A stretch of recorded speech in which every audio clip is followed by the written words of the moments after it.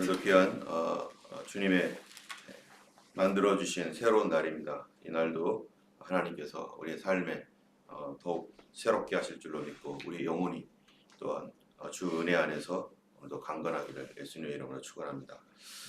오늘 말씀은 이제 사도 바울이 고린도에 있다가 에베소로 가서 일어났었던 그러한 내용들입니다. 지금 계속 사도 바울은 이제 유럽 지역을 다 이제 그 선교를 하고 다시 이제 예루살렘으로 돌아가는 길에 또 에베소에서 들려서 또 말씀을 전하고 에베소 지역에서 또 여러 가지 또 사건들을 하나님께서 주셔서 그곳에 놀라운 일들을 행하게 하셨습니다.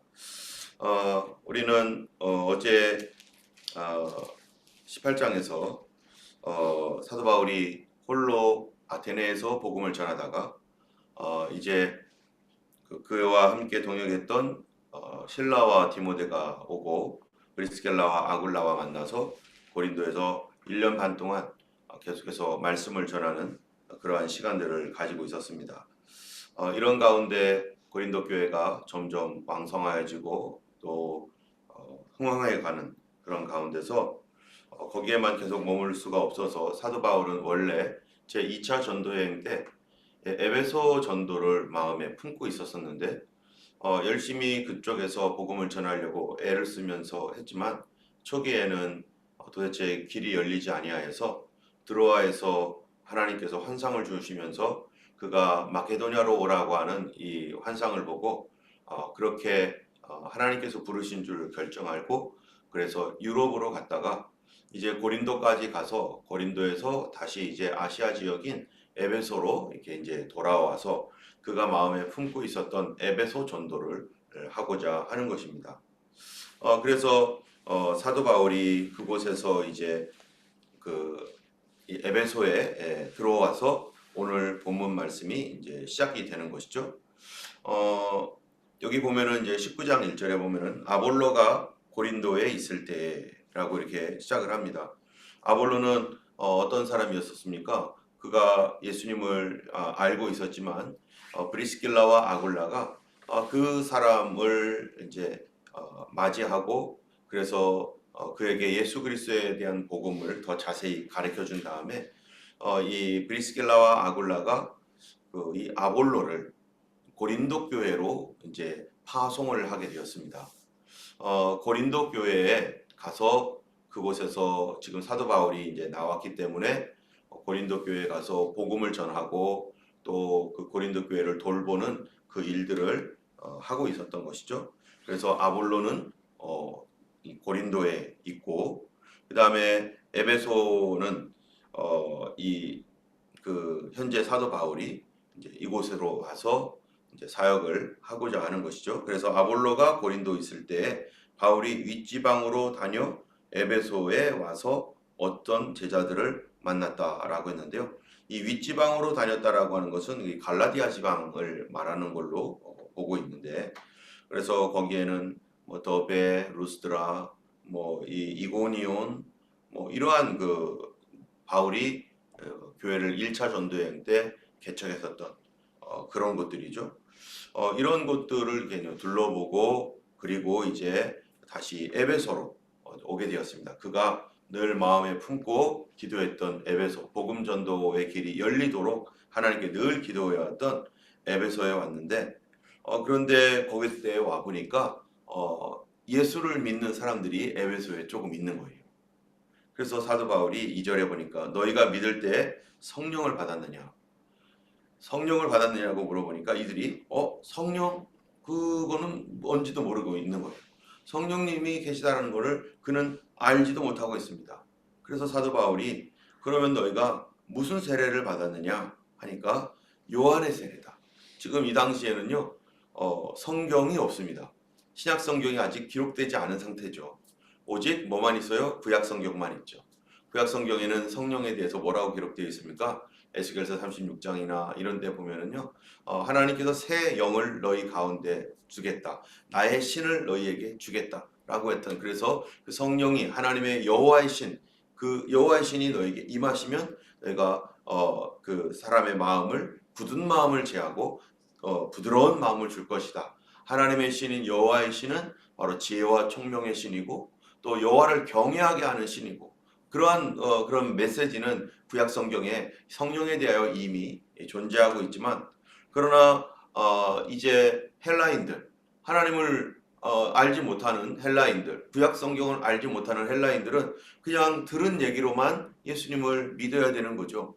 성경도 아무것도 없고 그리고 예수님의 행적에 대해서 예수님이 옛날에 이런 일을 했었대 이런 일을 했었대 하니까 아직까지는 성경이 쓰여지지 않고 마태, 마가, 누가, 요한복음 이 성경이 아직 쓰여지지도 않은 상태이기 때문에 말로써 전파되어지고 있는 그런 가운데 있습니다. 그들이 오늘날 우리는 성경을 가지고 있지만 그들은 성경 자체가 없는 그런 상태에서 예수님을 믿고 있는 거예요. 그러다 보니까 이런 성경이 없는 상태에서 믿다 보니까 그들이 전에 들은 말들이 뭐 온전한 말인지 아닌지 잘 모르는 경우도 있죠. 그러나 분명한 것은 복음의 핵심 메시지가 우리가 예수를 믿어서 구원받는다. 두 번째, 예수 그리스도는 하나님의 아들이시다. 또 그분은 우리 죄를 위하여 죽으셨다가 부활하셨다. 이런 아주 간단한 복음들, 소위 말하는 우리가 이제 예전에 그 사형리라고 있었잖아요. 예, 내가 혹시 사형리에 대해서 아십니까? 그래서 사형리는 네 가지의 영적 원리입니다. 그래서 이제 예전에 CCC에서 대학교 선교회 이런 데서 사형리를 전하는 법 가르쳐주고 또 각 교회도 사형리 책자 조그마한 거 있어가지고요. 그거 가지고서 이제 네 가지 영적 원리가 뭔가. 그래서 먼저는 우리는 하나님 앞에 떨어져 있는 죄인이다. 그래서 하나님의 사람이 죄를 범하였으며 하나님의 영광에 이르지 못하였더니 라고 하는 말씀으로 이제 시작을 하잖아요. 우리가 하나님의 영광에 이르지 못하였기 때문에 무엇 때문에 하나님의 영광에 이르지 못했습니까? 우리의 죄 때문이다.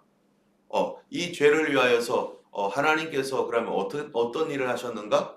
바로 예수 그리스도를 보내주셨다. 예수님께서 오셔서 바로 우리 죄를 위하여 십자가에 달려 죽으셨다.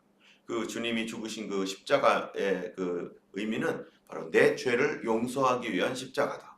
그런데 예수님은 죽으셨을 뿐만 아니라 다시 부활하셨다. 우리가 믿는 예수님은 부활하신 예수님이고 우리도 예수님과 함께 죽고 우리도 우리의 영혼이 다시 살아나게 한다. 그러면 이제 이런 예수님을 영접하겠는가?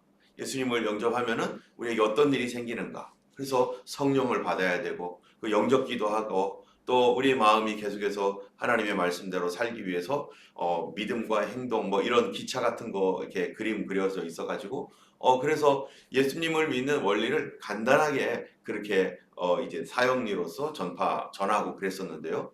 바로 이들에게 있어서는요 아무것도 몰라요. 그냥 예수 믿고 구원받는다. 예수님 믿으면 우리가 새로운 삶을 산다. 뭐 이런 것만 알지 성령이 있는지도 모르는 이 사람들에게 그냥 믿음이 생겼습니다. 그들에게 성령의 내적인 은혜로서 정말 그들에게 하나님께서 주신 은혜로 믿음이 생겼어요. 그러나 그 이상은 모르기 때문에 사도 바울이 가가지고 너희가 예수를 믿어도 여러분 우리가 예수님을 믿어도 내가 가지고 있는 이 구원받은 믿음 가지고 우리가 하나님 나라까지 끝까지 갈 수 있습니까? 내가 거듭났지만 우리는 여전히 이 육신에 매여 있는 죄인이란 말이에요. 우리가 구원받았지만 구원받은 그 상태에서는 우리가 온전하고 성숙한 그 그리스도인이 아니잖아요. 다시 말하면은 어린 아이가 태어났습니다. 태어났으면 이 아이를 그냥 두면 어떻게 됩니까? 곧 죽습니다. 이 아이가 보호받고 또 교육도 받아야 되고 또 먹을 것도 공급받으면서 점점 자라서 온전한 사람이 되어야 되는 것처럼 예수를 믿는다고 해서 믿었는데 이 도움 없이 아무런 도움도 없이 그냥 놔두면 그 사람은 그냥 어린아이를 방치되어 있는 상태여서 아이가 굶어 죽거나 또 뭐 어떻게 되거나 그럴 수밖에 없는 것처럼 바로 우리가 예수님을 믿고 이제 하나님의 자녀가 되었다면 하나님의 보호와 양육을 받아야 되는데 주님께서 보호해 주시고 양육해 주시는 분이 누구예요? 성령이신 것이죠. 성령님께서 우리를 어디까지요? 하나님 나라에 갈 때까지 항상 함께 하셔서 우리가 넘어지거나 쓰러질 때에도 그분이 우리를 떠나지 아니하시고 다시 일으켜 주시고 또 일으켜 주시고 우리를 씻어 주시고 돌봐 주시고 말씀을 깨닫게 해주시고 그러면서 그래서 성령이 보혜사, 보호해 주시고 은혜 주시는 스승과 같은 신분. 그래서 보혜사 성령께서 우리와 늘 함께 하신다는 이 사실에 대해서 우리가 믿어야 되거든요. 그런데 이들은 성령의 도우심이 있는지 없는지도 모르고 그냥 예수님만 믿으면 되는 줄 알았어요. 우리가 예수를 믿고 내 믿음, 그 믿음 가지고 천국까지 어떻게 갑니까? 못 갑니다. 아무도. 저도 예수님을 만나서 그 은혜 받았지만 하나님의 성령을 받고 그랬지만 성령이 충만한 상태에서 기도도 하고 그러지만 성령님께서 도와주지 않았다면은요, 핍박이나 어려움 올 때, 유혹이 올 때 아마 그 몇 달 후에 믿음에서 떠났을지도 모릅니다. 그래서 그들에게 너희가 믿을 때에 성령을 받았느냐? 우리가 주님의 나라에 가고 이 땅에서 우리에게 주신 사명을 감당하고 하나님의 뜻대로 살기 위해서는 바로 성령님의 도움이 반드시 있어야 된다. 성령 받지 아니하고서는 성령의 도움 없으면 하나님 나라까지 못 간다. 그래서 성령을 받았느냐 하니까 이들이 성령이 있음도 알지 못합니다.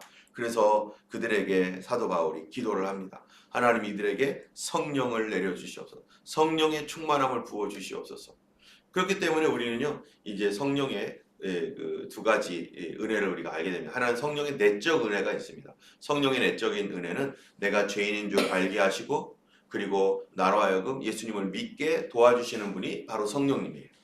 그래서 우리로 회개하고 거듭나게 하시는 분이 성령님입니다. 이것이 내 안에서 일어나는 내적인 역사로서의 성령님이시고 두 번째 외적인 성령의 은혜는 바로 이들에게 성령이 임하니까 그들에게 이제 믿음이 생기고 그래서 방언도 하고 예언도 하고 그래서 그들에게 하나님의 그 은사가 임하고 그들로 하여금 이제 자신들의 어떤 삶 속에서 믿음으로 하나님의 도우심, 성령의 도우심으로 문제들을 해결해가고 또 지혜를 얻게 하는 그런 성령의 외적인 역사가 그들에게 나타나기 시작하는 것이죠. 때문에 우리에게 예수님을 믿을 때 누구나 다 성령의 그러한 그 도우심 안에서 거듭나고 새롭게 되지만 성령님의 그 은사, 은혜, 외적으로 우리를 또 돌봐주시는 그런 은혜도 우리가 반드시 경험을 해야 되는 것입니다. 그분의 도움을 따라서 우리가 하나님 나라에까지 가는 우리의 이 인도자, 보혜사, 성령님이시죠.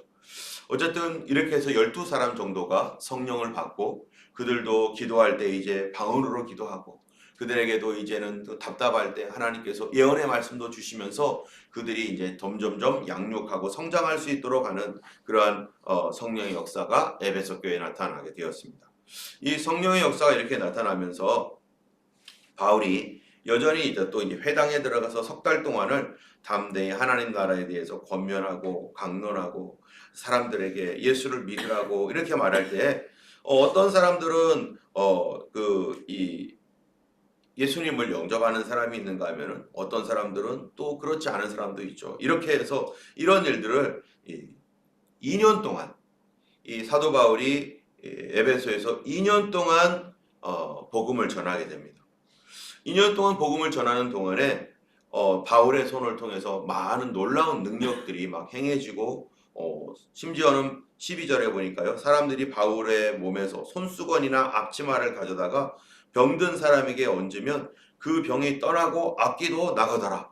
엄청난 그런 막 일들이 막 사도 바울을 통해서 나타나기 시작합니다. 그런데 바로 이 2년 동안에 사도 바울이 무엇을 했는가?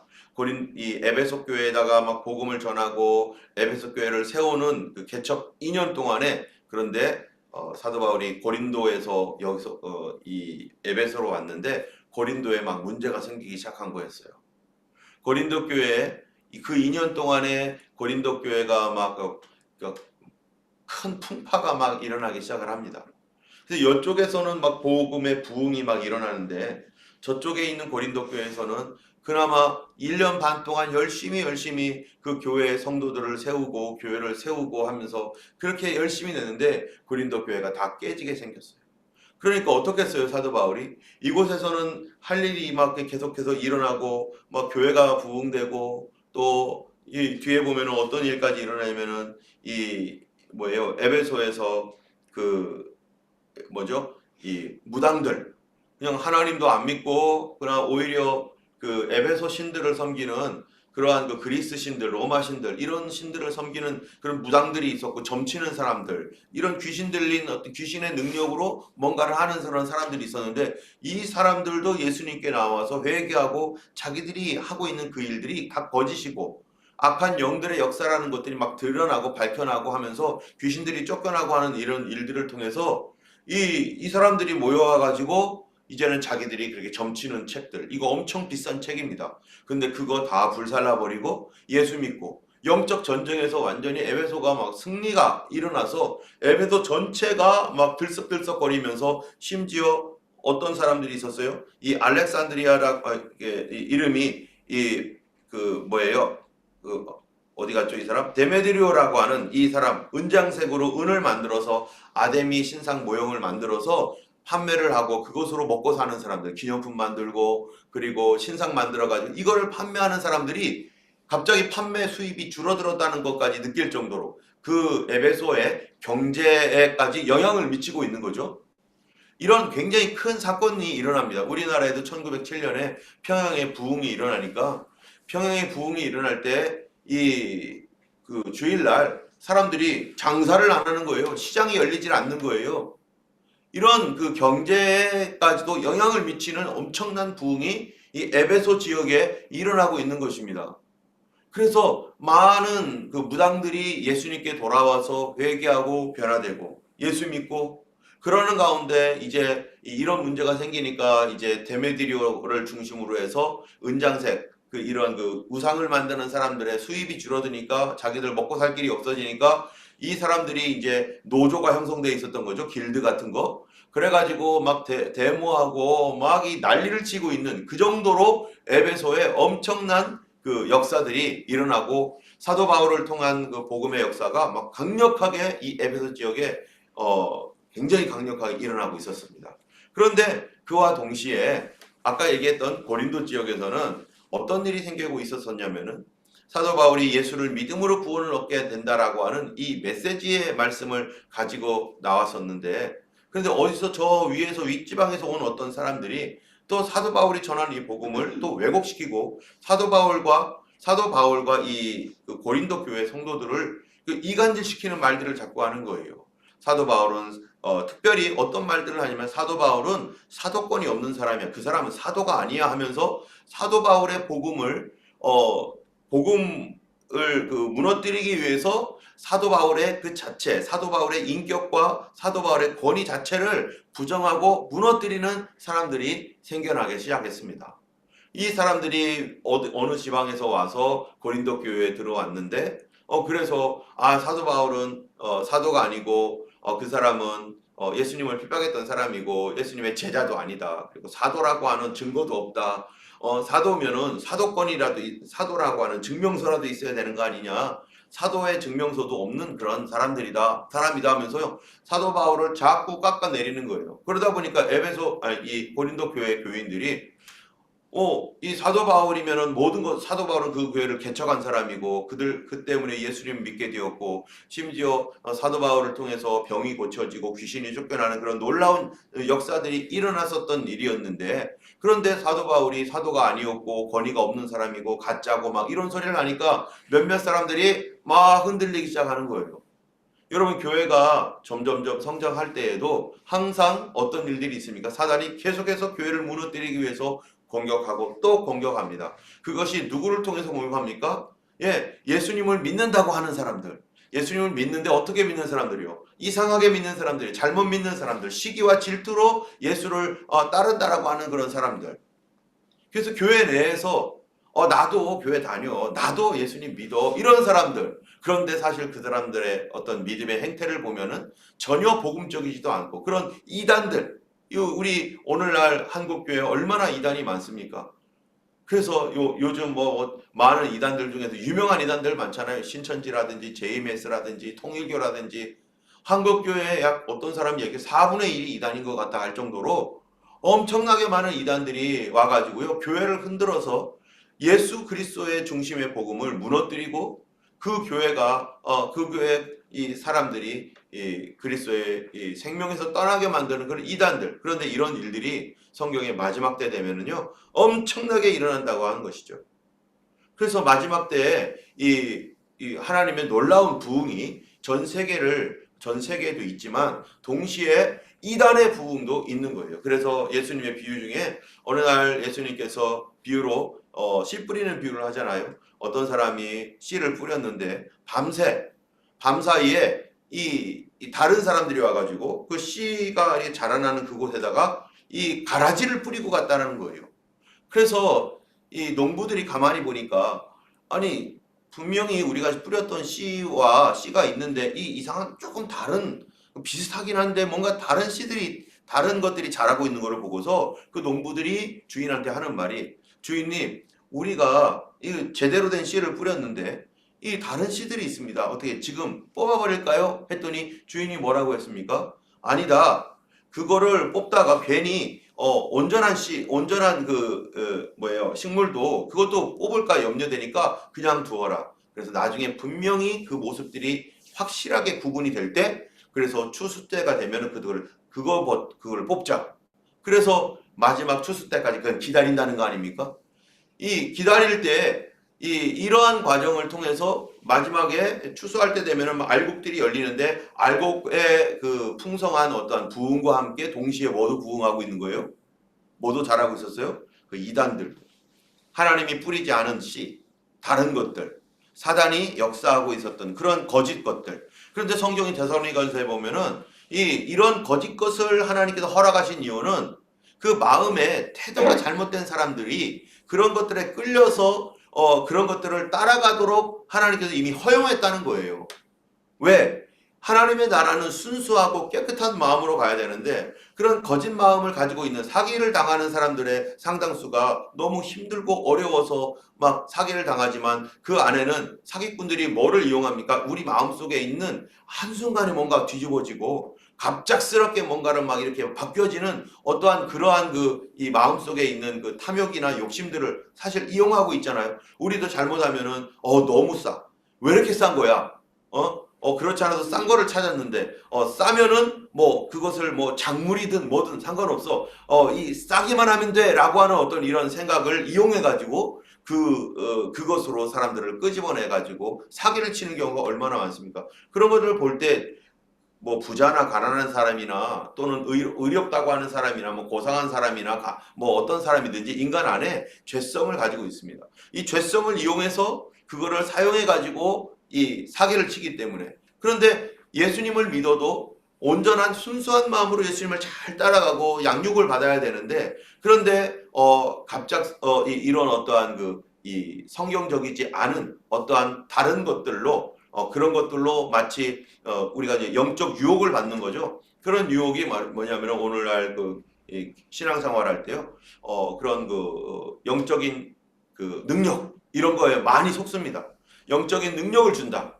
영적인 능력을 받을 것이다 라고 하는 이런 말들이 성경에 당연히 있죠. 그러나 하나님의 방법이 아닌 다른 것들로 영적인 능력을 해가지고 속여가지고 철학적 방법이라든지 다른 어떤 희한한 방법으로 그런 걸 준다고 할 때 사람들은요 거기에 혹 빠져가지고 그런 거 준대 하고서 하나님의 정상적인 길을 벗어나서 다른 곳으로 가는 경우, 또 이 신앙적인 바른 하나님의 원칙에서 벗어나서 그런 원칙을 모르거나 또는 거기에 대해서 무시하거나 그래서 다른 곳으로 가서 성경 공부해가지고 그래서 잘못된 길로 가는 거예요. 특별히 신천지 같은 경우는요, 사람들 마음속에 성경 공부를 해야겠다라고 하는 그런 간절한 마음을 갖고 있는데 성경 공부를 교회에서 잘 안 시켜주는 거잖아요. 정상적인 교회에서 성경 공부가 잘 안 되고 있는 거예요. 그러다 보니까 어디 성경 공부할 데 없나 했는데 이 사람들이 거기에 우리가 무료로 성경 공부를 시키니까 여기로 와 해서 우리가 가르쳐 줄게 하는데, 그럴 때 반드시 올바른 이 성경 안에서 올바르게 성경 공부를 하는 어떤 태도나 방법이 뭡니까? 바로 하나님께서 각 교회에 목장처럼 교회를 주셨어요.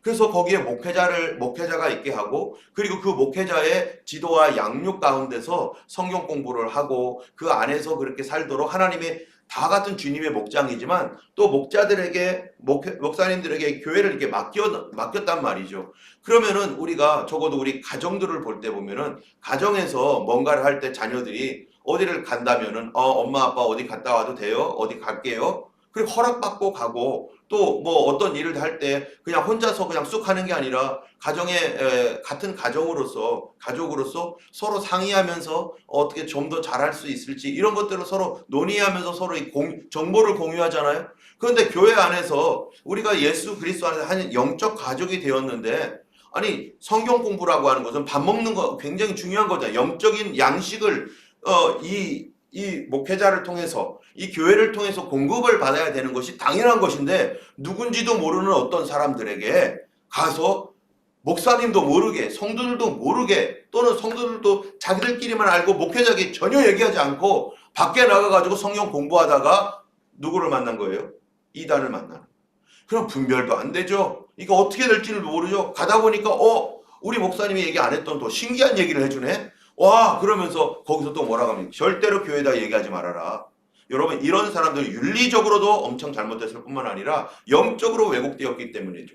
그런데 그 성도들이 우리가 예수를 믿는 그 태도, 예수 그리스도를 믿는 어떠한 그 방법을 알지 못하는 거예요. 당연한 도리를 알지 못하는 거예요. 당연히 영적 양식을 이 교회에서 먹어야 되고 하나님께서 여기서 먹으라고 우리에게 교회를 주었는데 그 목회자에게 그 일을 하라고 또 주었는데 그런데 성도들이 아무데나 가서 목사님 모르게 리더들도 모르게 반드시 넘어가게 되어 있습니다. 얼마 전에도 어떤 분이 자기 교회에서는 성경 공부를 안 시켜준다는 거예요. 그래서 저한테 전화가 왔어요.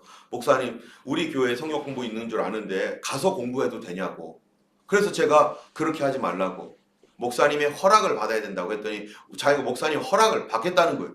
그런데 그렇게 와서 여기서 성경 공부하면은 어떻게 되겠습니까? 나중에 우리 교회로 올 거 아니겠어요? 그러면 그 교회는 어떻게 되는 거예요? 그 곤란해지죠. 그 목사님 이 교회의 그 양인데 그래서 그러지 말고 내가 아는 선교 단체가 있는 성경 공부 가르치는 단체가 있는데 목사님한테 소개를 해주고 그곳에서 이렇게 목사님이 하시기 좀 어려우시면 목사님의 허락을 받아서 그쪽으로 가든지 아니면 어떻게 하라고 하면서 이렇게 얘기를 해줬어요. 그렇지 않고 만약에 우리 교회 온다고 해가지고 덥석 와서 우리 교회에서 얼렁 성경 공부가 저쪽 교회 교인인 줄 알면서도 여기로 와서 공부해. 만약에 이렇게 말하는 교인이나 그런 목회자가 있다면요 비윤리적인 것입니다. 여러분 우리가 예수님을 믿으면서 적어도 하나님의 뜻대로 순종한다라면 하나님께서 주시는 그 목장 안에서의 어떤 이런 사역들이 정말로 거룩하고 아름답고 조독적으로도 누구든지 이해 합당하도록 그래 그게 맞아 라고 하는 거기에 가서 그렇게 돼야 되는 것이지 그냥 그것들 누구 몰래 해라 아무도 모르게 하라는 둥 이렇게 하면서 하는 것은 그 사람은 벌써 영적으로 어둡고 아무리 거기에 뭐 대단한 얘기가 있어도 그 사람 자체는 벌써 거짓을 하고 있는 것이기 때문에 거기서 나올 것이 하나도 없어요. 그리고 거기에 끌린다 그거는요 벌써 미혹받은 것이죠.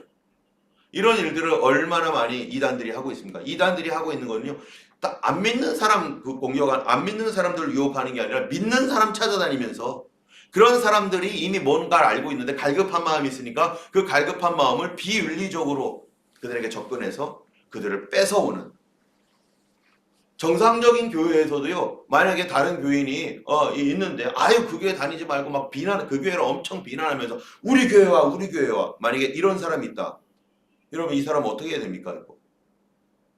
그 교회를 위해서 기도하셔요. 저도 그 교회가 어려우면 나도 기도할 테니까 그 교회를 위해서 기도하시라고 하면서 그 교회에 어떻게든 살리도록 당신이 이런 마음을 갖고 있으면 그 교회 목회자와 교회를 위해서 당신이 기도해야지 하면서 이렇게 해줘야지 그것이 정상적이죠. 어떤 사람은 그렇게 정말 도저히 안 될 때 그럴 때가 있죠. 그럴 때면은 또 어떤 그 정상적인 절차를 밟아서 이렇게 이동을 하거나 할 수는 있겠죠. 그러나 그런 것 전혀 없이 마치 훔쳐오듯이 성도들을 이렇게 하고 그쪽 교회 목사님을 막 그냥 비난하면서 그쪽 교회를 비난하면서 그 교회는 뭐 잘못됐다는 둥 하면서 물론 그런 교회도 있을 수 있겠죠. 그러나 우리의 태도가 그 사람을 대하는 태도가 거기를 비난해서 거기를 무너뜨리고 그러려고 하는 의도를 가지고 만약에 이렇게 말하고 그것이 사실일지라도 그렇게 말하면 안 된다는 것이죠.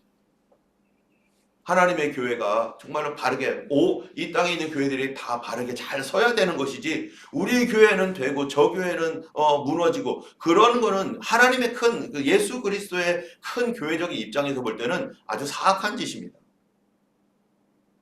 예전에도 여러 사람들이 저희 교회에 성경 공부하겠다고 우리 왔었을 때마다 꼭 물어봤어요. 목사님 허락 받았냐고. 한두 번은 그래 오셔서 하실 수 있지만 담임 목사님이 허락하지 않으면 절대로 오지 말라고. 우리 교회 교인들도 어디 갈 때 어디서 성경 공부를 해야 될 때 저의 허락을 받고서 가야지 하나님께 나에게 맡기셨고 여기에서 말씀 공부하라고 하나님께서 주신 것이지 다른데 나도 모르게 만약에 가서 몰래 한다면요 그거는 정말 도둑질 당하는 것입니다. 바로 이 일이 고린도 교회에 일어나고 있는 거예요. 아무것도 모르는 성도들은 그 사람들이 하는 말에 솔깃해가지고 거기서 그 말이 맞다고 하면서 고린도 교회가 분열하고 막 난리를 치고 있는 그러한 상황이 되었습니다. 오늘날 마지막 때에 거짓 선지자들이 얼마나 많이 일어난다라고 성경이 얘기하고 있습니까? 온갖 곳에 거짓 선지자들이 바글바글할 거라고 마지막 시대에 또 거짓 그리스도 이단 중에서 내가 그리스도라고 하는 사람들 지금 얼마나 한국에도 40명이 넘는데 이런 시대에 정말 교회를 중심으로 신앙생활을 바르게 하지 않으면요 여기저기 계속해서 흩어다니면서 계속 여기저기 찾아다니면서 쇼핑하듯 교회를 쇼핑하는 그런 삶을 살아갈 수밖에 없고 뿌리를 내리지 못하여 결국 말라 비틀어져는 그런 신앙생활을 할 수밖에 없습니다. 우리가 하나님의 교회 정말로 모든 교회가 든든하여 평안하게 잘 서가야 되는 것이고 또 성도들이 그 안에서 바르게 양육받아야 되는 것이죠. 사단은요 교회와 또 성도들을 이간질하고 특별히 목회자와 성도들을 이간질하는 그런 일들을 계속해서 행하고 있고 만약에 어떤 성도들이 우리 교회 성도들이 아니고 다른 교회라도 자기네 교회 목사님을 비난하고 비평하고 막 뭐 어쩌고 하면서 사람들에게 막 뭐 얘기하고 다닌다? 그 사람하고는요 상대하지 마셔야 돼요. 목사님을 비난하고 자기 교회 비난하면서 간다. 그거는 벌써 태도가 잘못되었기 때문입니다. 예수 그리스도 안에서 그 교회를 우리 자녀들이 있다면 우리 자녀들에 대해서 내가 감싸주고 우리 부모님이 있다면 우리 부모님에 대해서 욕합니까? 아무리 우리 부모님이 뭐 어쩌고 하더라도 그 자기 부모님에 대해서는 그래도 감싸고 이렇게 해야 되는 게 그게 당연한 도리인 것처럼 본인이 성장해왔고 거기서 은혜 받았었던 때도 있었는데 그 교회를 비난하고 욕하고 교인들을 뭐 어쩌고 하고 교회가 어쩌다는 막 이러면은요 그 영적인 태도가 벌써 잘못되었기 때문에 그분하고 깊은 교제하시면은 안 되는 거예요. 영적인 교제는 적어도 하지 마셔야 됩니다. 우리가 주님 앞에서 정말로 오늘도 하나님의 교회 예수 그리스도의 교회가 모두가 다 왕성하여 정말로 강건해지도록 기도해 주시고 또 이 땅에 있는 모든 목사님들 정말로 잘못된 분들도 있습니다. 제가 볼 때 정말 그렇습니다. 그런 교회도 있습니다. 그러나 그런 교회가 있다면 그 목사님이 회개하고 돌아와야 되고 그 교회에 우리가 있다라면은 정말로 그 성도님이 그거를 보고 있다면은 그걸 비난할 것이 아니라 그래서 하나님 앞에 기도해야 되고 정말 하나님의 때가 될 때까지는 거기서 하나님의 자연스럽게 하나님께서 이동시키고 움직이고 그럴 때가 될 때까지는 거기에서 본인이 하나님 앞에 올바른 태도로 그렇게 하나님 앞에 나가야 되는 것이죠. 오늘 우리가 기도할 때 이 땅에 있는 교회들을 위해서 기도하시기 바랍니다. 또 교회 가운데 아직 우리 가족들 가운데 하나가 되지 못한 그런 아직 믿지 아니하는 가족들 다 예수님께로 돌아올 수 있도록 그래서 함께 한 교회를 섬기며 하나님을 섬길 수 있는 그러한 그것이 될 수 있도록 우리가 함께 기도하면서 정말로 오늘 이 땅에 있는 목회자와 교회들을 위해서 정말 그 교회가 합심하여 하나가 될 수 있도록 같이 기도하기를 바랍니다. 기도하겠습니다. 걸어가신 하나님 아버지 감사합니다.